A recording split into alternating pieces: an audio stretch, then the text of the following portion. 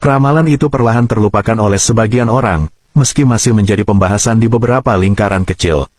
Hingga suatu hari, sebuah pesantren kecil di pelosok desa Jawa Timur mulai disebut-sebut oleh orang-orang.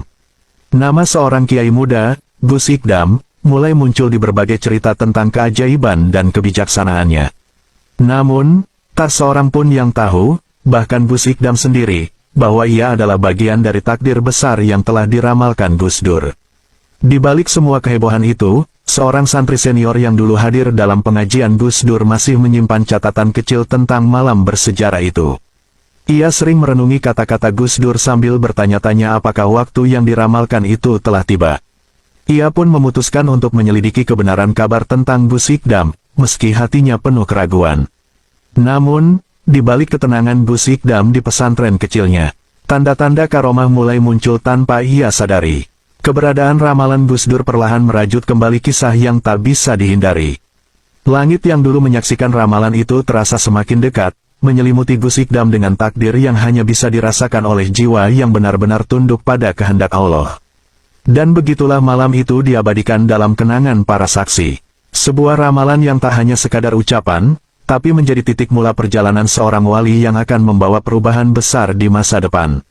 Gus Ikdam belum sadar bahwa namanya telah terukir dalam peta spiritual bangsa ini, menunggu waktu untuk diungkapkan sepenuhnya.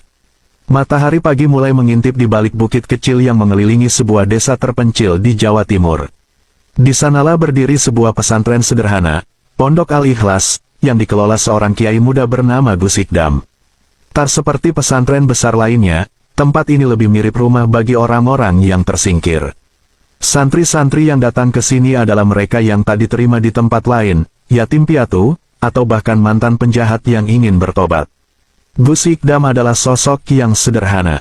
Tubuhnya kurus, wajahnya teduh dengan senyuman yang hampir tak pernah lepas dari bibirnya.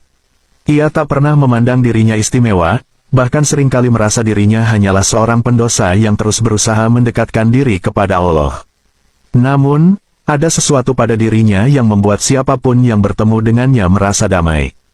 Tatapan matanya seolah menembus langsung ke dalam jiwa. Suatu pagi, seorang lelaki parubaya datang dengan wajah penuh kebingungan.